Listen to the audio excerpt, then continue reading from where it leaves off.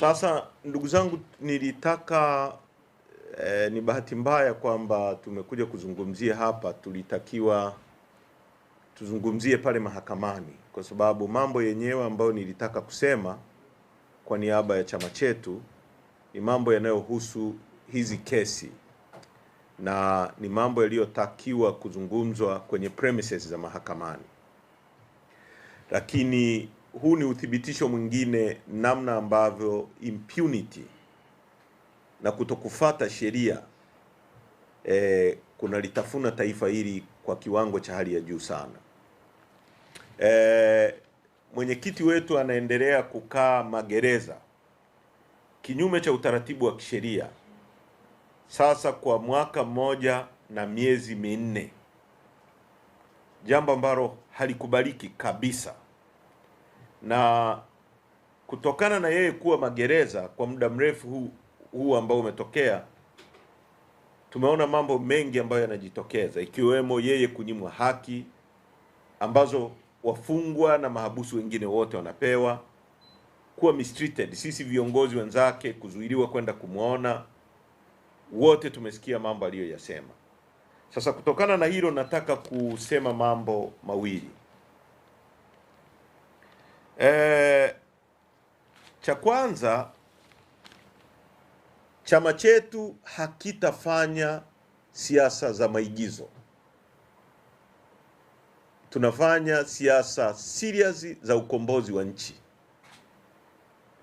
Na kwa muda mrefu vyama vya upinzani kuna watu wamekuwa wakijijenga kutafuta nafasi labda za ubunge, udiwani, na imeanza kuwa tendency hata CCM kufikiri, au na watu hata walioko kwenye upinzani kufikiri kwamba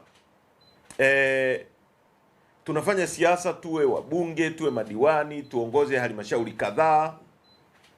Mimi kuwa mbunge pale Tarime, au Boni kuwa mbunge Ubungo, au Brenda kuwa mbunge, au Msigwa nani, hatuwezi kubadilisha nchi hii. Nchi hii inahitaji total overhaul. Kwa mambo ambayo tunayaona, namna pekee ya kusaidia nchi hii ni kushinda uongozi wa nchi hii, tuibadilishe nchi hii. Kwa sababu tumejionea wenyewe, hata maafisa wa serikali, ile civility tu, ustaarabu wa kawaida haupo. Mtu anasema uongo bila kujali anageuza mambo, anasema uongo. Kwa hiyo nchi hii inahitaji total overhaul. Kwa hiyo nataka nisisitize kwa viongozi na wanachama wa Chadema, chama chetu kama chama kikuu cha siasa cha nchi hii, siasa tunazofanya ni za kwenda kubadilisha nchi hii, na zina consequence, zina madhara kwetu sisi, zina madhara kwa wanachama wetu. Ndio maana kwa maelfu watu wanakamatwa, ndio maana kwa mamia watu wako ndani, watu wanakamatwa. Umeona mwenyekiti wetu wa wilaya Geita, tena mwanamke, amekamatwa, amepigwa vibaya sana, amekaa na polisi kwa siku 20 kinyume cha utaratibu wa sheria. Sheria inataka mtu anapokamatwa ndani ya masaa 24 au amefikishwa mahakamani. Kama masaa 24 yatapita bila kufikishwa mahakamani, ina maana huyo mkuu wa kituo aombe kibali maalum kutoka mahakamani cha kumruhusu kukaa na huyo mtu kwa zaidi ya masaa 24. Lakini Neema Chozaire amekaa ndani kwa zaidi ya siku 20. Mimi nilikaa ndani siku 20. Wakina Boni hao walikamatwa nafikiri siku 4 au 5.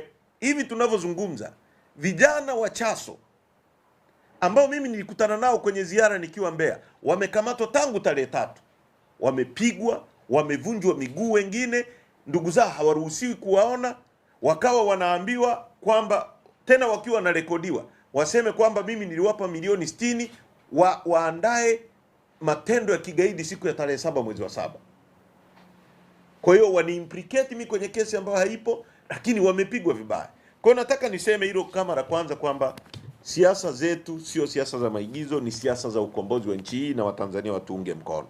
La pili ni kuhusu maridhiano feki. Bahati nzuri mimi nilikuwa kwenye timu ya kilichoitwa maridhiano. Watu 5 tu Nataka nirudie ambayo tumeyasema, na nashukuru mwenyekiti wetu amezungumza, mmesikia. Hakuna jambo la siri tutakalolifanya sisi.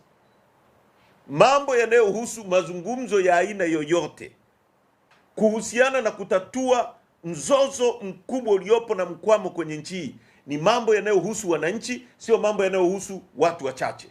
Na chama chetu kitayajadili kwa uwazi kwa wananchi kujua kila hatua inayoendelea. Cha kwanza tumesema, na ndio msimamo wa kamati kuu, hakuna mazungumzo yoyote yatakayoongozwa na mtu yoyote isipokuwa mwenyekiti mwenyewe awe nje.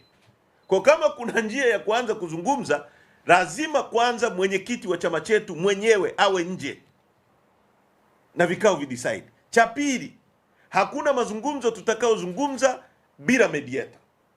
Sasa juzi tumemsikia Wasira anasema hatutamwachia Lissu. Maana yake Wasira anaelekeza mahakama ya nchi hii nini cha kufanya. Kwa hiyo kauli tunailani na tunasema sisi hatutaenda kwenye mazungumzo ya aina yoyote tukiwa tumeshikiwa bunduki na tukiwa blackmailed,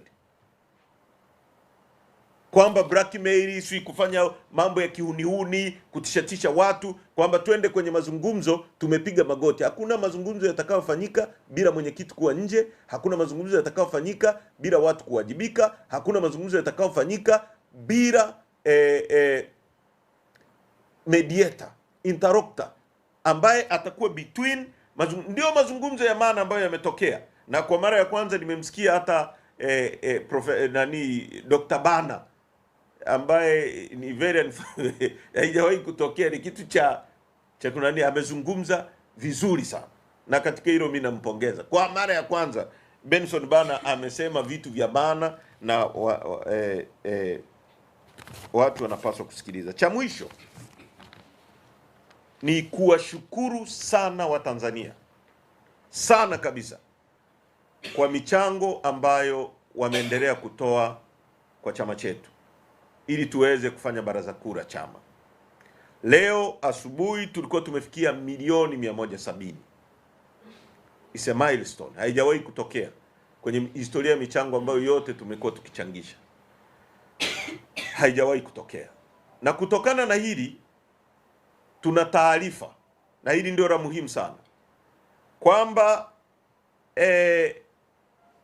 watawala wametishika sana kwa kuona Chadema inapata resources za kuendesha vikao na resources za kuendesha chama. Tumekuwa tukisikia hivi karibuni mouthpiece, wale vibaraka wanaozungumza kama alivyokuwa msiba wakati wa Magufuli.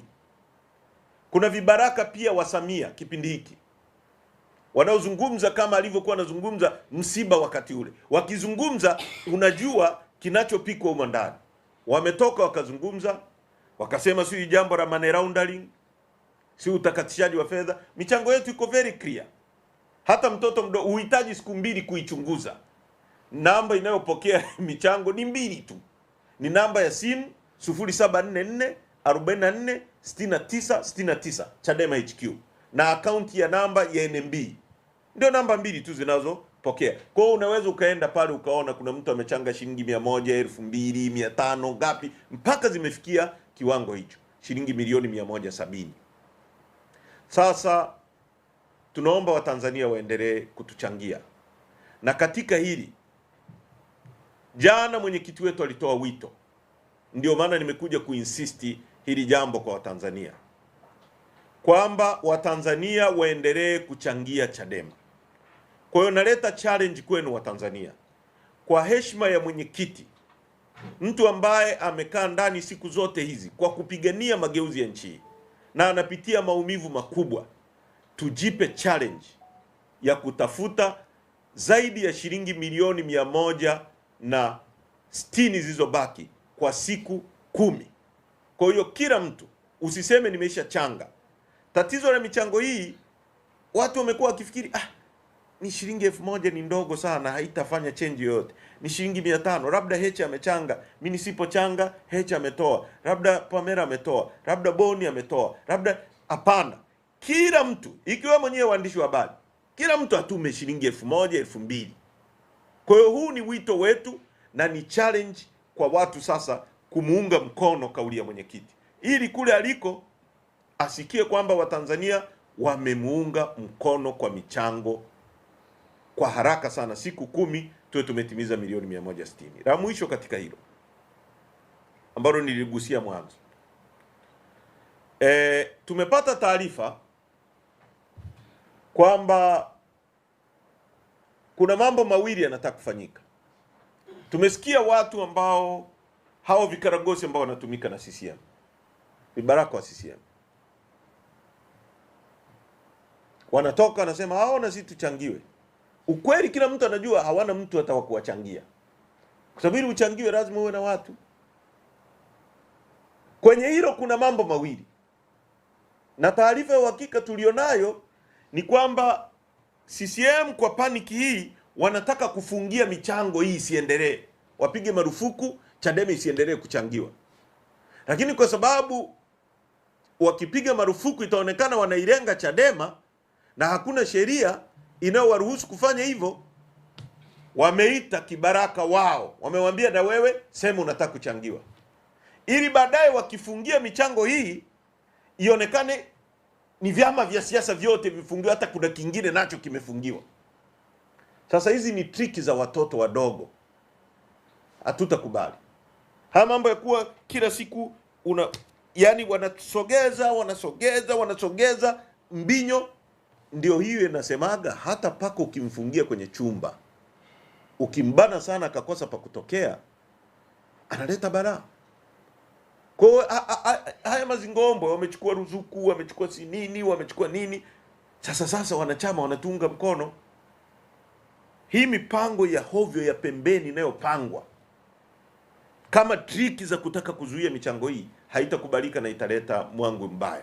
Kwa hiyo wanachama wetu, wananchi waendelee kukichangia chama, na leo mwenyekiti mwenyewe mmemsikia, wale waliokuwa pale jioni wakati tunaagana naye ameniambia tupeleke moto. Sasa kama bosi mwenyewe amesema tupeleke moto, nyie mnasemaje? Sisi ni kupeleka moto tu, ndio kauli yake. Amesema you have 100% support from me. Kwa hiyo peleka moto. Kwa hiyo tunaenda Mwanza kesho kutwa, tutakuwa na kongamano kubwa zaidi ya watu 1000 ambao tutaendelea sasa kupeleka moto wa Free Tundu Lissu na katiba mpya. Kwa hiyo kwa jioni hii mambo yangu ni hayo, na sitegemei maswali. Asanteni kwa kunisikiliza.